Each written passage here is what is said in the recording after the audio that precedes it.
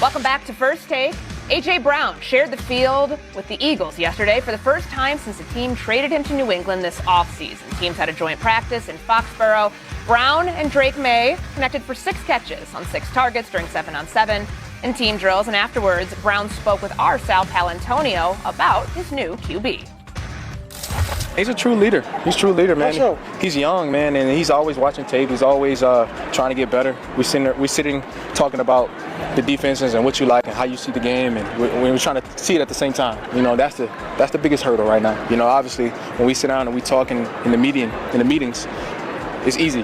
But when we out there and the bullets flying, we need to think at the same time, and that's where we're getting to. And we've done good. We have done good sometimes, and we miss the mark sometimes as well, and that's expected. You know, because we're still learning each other and we're still trying to keep this thing going. I hear A.J. Brown say that Drake May Myron is a true leader, that it's easy when they communicate together. So you can read that as, well, was he saying the same things about Jalen Hurts once upon a time? But as we look at these two offenses, the Eagles without A.J. Brown, and now the Patriots with A.J. Brown, who will have the more dangerous unit? I still like the Eagles because I still think the high-end talent is there. If you tell me Saquon Barkley goes from 5.8 yards per carry to 4.1, I think that's more of an anomaly than what he actually is. I think there's a bounce-back season there. Obviously, teams stacked the box, and it was hard for that offense to get rolling. I think you're going to see Jalen Hurts throwing more, running more, doing all the things he has to do as a playmaker without A.J. Brown. And I think the biggest piece in all this is Devontae Smith becoming more of a scoring target. Can he get into the end zone and be that big-time receiver? Mekhi Lemon, you pick up Eli Storrs, Dallas Goedert. I think the weapons are there, and it's going to give other players a chance to shine without A.J. Brown in the mix. Myron, but we said dangerous. Dangerous to me. And I agree. Like, I think Saquon maybe is the X factor in this conversation. I do think this offense is going to be better. But Devontae's been out camp. Mekhi's been out during camp. We're talking dangerous. You had a quarterback who was runner-up for the MVP last year with Stephon Diggs, Kayshon Boutte, and Mac Hollins.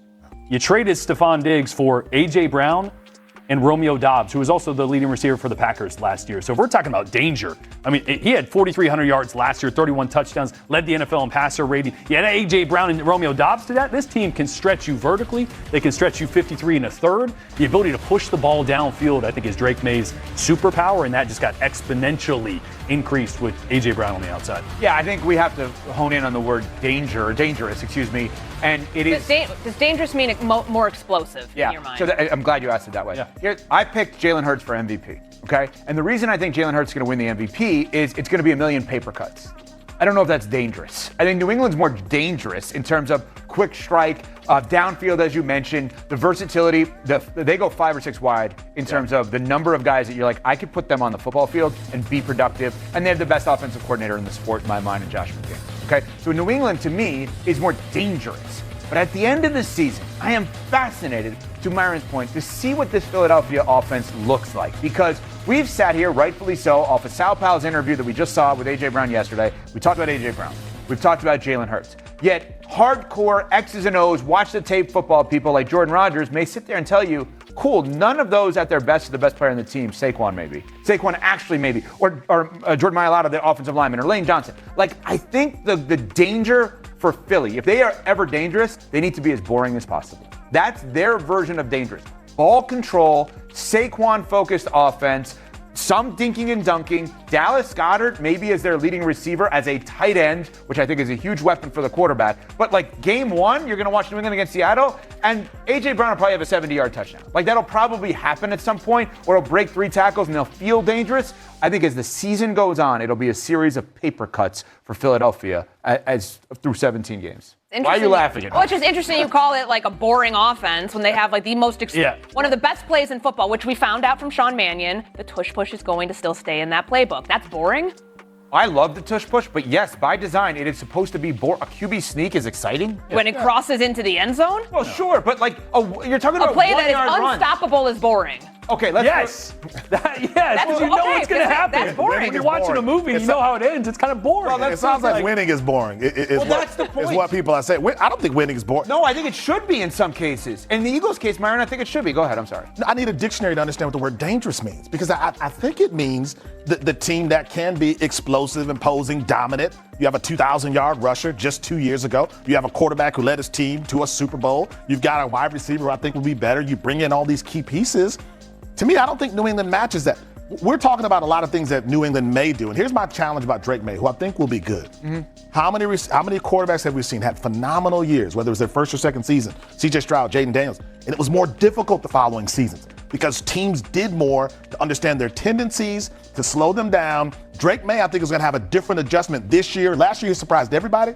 This year, he'll surprise no one. How does he respond to that? Well, and he also has the same coordinator. Yes. That's something that was different with C.J. Stroud and obviously with Jaden Daniels last year. And I think that's a caveat because we're also, and I agree, I actually think this Eagles offense is going to be better than people think. I'm actually more bullish on them, despite what I said in this conversation here about Patriots being more dangerous. But we're also guaranteeing that Jalen Hurts does some things this year that he wasn't asked to do. Last 2 years, he targeted the middle of the field between the numbers at a lower rate than any quarterback by far in the NFL. Sean Mannion in this offense, LaFleur, Shanahan, they attacked the middle of the field off play action. Also under center. They were 27th in under center rate last year. He's going to be under center a little more. They're not going to major in that. But we're also kind of projecting that, well, Mekhi Lemon will be healthy, and I think he will. Devontae Smith has missed some time. He'll be healthy, and I think he will. But there's a lot of question marks that still have to come together for them to go, oh, yeah, this offense is going to be legit, as I feel they could be. But I think more question marks than maybe the past. Myron asked a great question. I think we should try to answer this of dangerous, because I think we're kind of all answering it different ways. Like, when I hear the word dangerous, I think upon arrival, like big explosive plays, and they're ready to go upon arrival. I don't know that Philly's going to be ready upon arrival. I think what Philly is you're going to look at game 1 and then look at game 17 and say, wow, are they so much better? I think New England is going to be really good game 1 and really good game 17, but maybe consistent. And I'm glad you brought up the same coordinator year over year. I wonder, to counter the Drake May, could he go down? I would argue that Drake May have the same offensive coordinator the entirety of his career. New England pulled a trick that is an amazing trick that I thought Philly should have pulled, which is hire a coordinator that is unhireable as a head coach. And I thought Philly should have gone back to that route with Frank Reich and brought him back as the OC because he's unhireable anymore as a head coach. Nobody's going to hire Josh McDaniels as a head coach, which means you have a young quarterback that will have the same guy every year. Jalen Hurts, the problem with him now is he definitively will have a different OC yet again every year. Because if they're really good, Sean Mannion's going to be a head coach. And if they're really bad, Sean Mannion will get fired. That's just the way it is in Philadelphia. So I think what they have is gradual improvement, which I don't look at as dangerous. New England is upon arrival, impact, dangerous. I'm also wondering about the kind of pressure that A.J. Brown's going to put on a young quarterback if he doesn't get his way, if he doesn't get his targets. Week 1, everything's going to be fine.